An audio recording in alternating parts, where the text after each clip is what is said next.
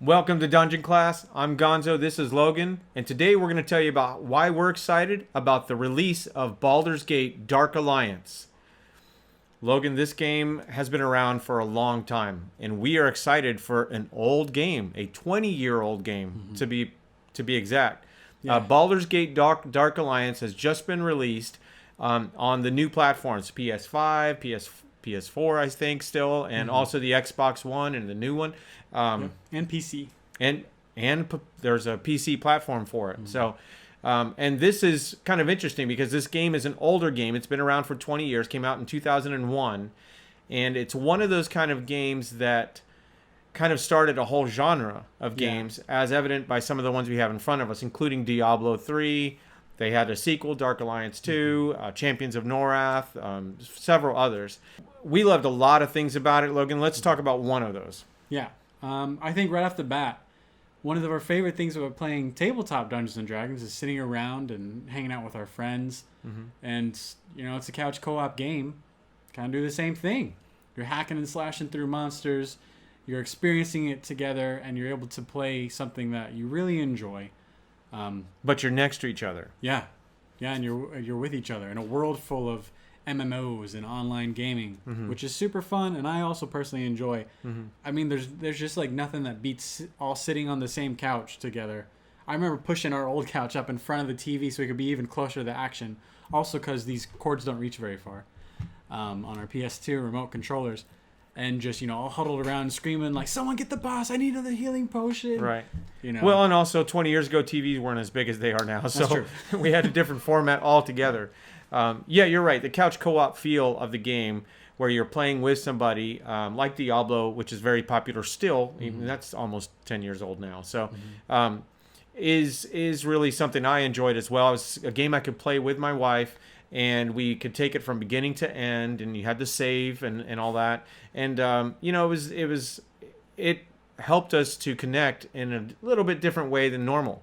And that's one of the reasons, like you said, why we love regular Dungeons and Dragons, sitting around a table playing together. Another reason is that I felt it was a great way to get a sample of D&D. Yeah. It's what we would call something that brings you into D&D in a different way, because it definitely had point after point after point of the regular Dungeons & Dragons game. It had everything from gear that you picked up and that you would upgrade over time, to magic items, to monsters. Now, what are some of the monsters they gave us? Oh, geez. Some of the monsters? Well, obviously... The classics, right? Yeah, in this game. In the dungeons, it had dragons. It had beholders, orcs, kobolds, gelatinous cubes, giant rats, skeletons... Lizard people, or is that in the second one? I think let's not give it away either way. Yeah, giants. I mean, all kinds of fun, crazy monsters to battle, and also another classic element of old school D&D. It had lots of traps, from spikes to flames to poisonous gases.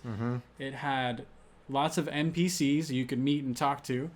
It had, and then the character itself. The character that you would pick one of three classes. Those were our choices back then. But you could level that person up. And over time, as you gained experience points and gathered gold and magic items, just like we do now, it was you would pick and decide where you put your skill points in, and how you improve your character's fighting ability or spellcasting ability. So these were great. And this leads to what we've talked about a lot on this channel, is that there's several bridges into Dungeons and Dragons. What's a bridge when we mention that? I mean, a bridge in any kind of fandom is just having what you like available in different forms. Think of the huge success with the Marvel comics now made into Marvel movies and all the Marvel games. Well, D&D is doing the same thing. We have our classic tabletop role-playing experiences with all its many wonderful additions. We have movies and shows that have been inspired by it throughout the ages. We have books and comics, novels upon novels, artwork, and video games. Yeah, and this one is set specifically in the Forgotten Realms. Yeah. It's just a great and awesome way to introduce these people to classic elements of D&D lore and just the mechanics of the game, like how we just talked about, and just give us one more way to enjoy a good old-fashioned adventure in Dungeons and Dragons, which kind of brings us down to the core of why we love this so much. It's just another way of how to play D&D. Whether you're playing on the tabletop version and your preferred edition, or whether you're enjoying it through novels or any kind of media in that way, or whether you're just playing it on a retro PS2 or now available on your newer consoles or PC. Like we've said before, the right way to play D&D is the one that you like best. And, there's nothing wrong with enjoying different ways of that. There's nothing wrong with finding new and different ways to play the game. There's been a lot of really kind of classic moments in this game, too, that we're excited to see come back. We have inside jokes about some of the lines from the NPCs.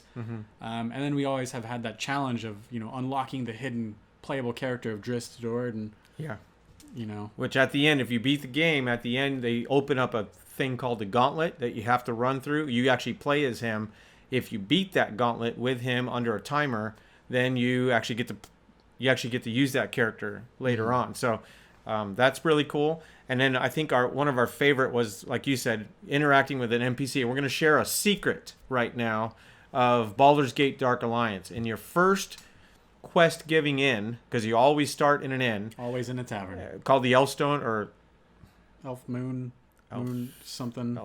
Tower. It's something in Baldur's Gate. In a place called the Elfsong Tavern, which is your quest-giving tavern that you start like every adventure, there is someone sitting to the right, and he's in a drunken stupor. It's a guy, and if you can go around and talk to different people in the tavern, and as you delve into the dungeons and maybe come back up, you go back to the tavern, there's new NPCs to interact with. Well, this guy... take the time to keep talking to him, because when you talk to him, he'll kind of raise his head and then go back down, and he'll just mumble something. And put in the comments below, there's one time when you keep doing it until he says something kind of funny, and we always teased about it and used it through the years. We've just mentioned it, but it's just a funny thing that he mentions. But anyway, little secret bonus for you as you get to play this great game. It's only 20 years old. It's just getting started. Bring it on. Whether you're playing on a console, even an old duct taped one like this, or you're playing in the new version that's released, where they've only just barely upgraded the graphics to 4K, but they haven't changed the look of the game or the playability of the game, or you're enjoying some other form of Dungeons and Dragons, there's no bad way to play D&D as long as you're doing it together with friends and family, and that's why we love this hobby so much. And with that, class dismissed.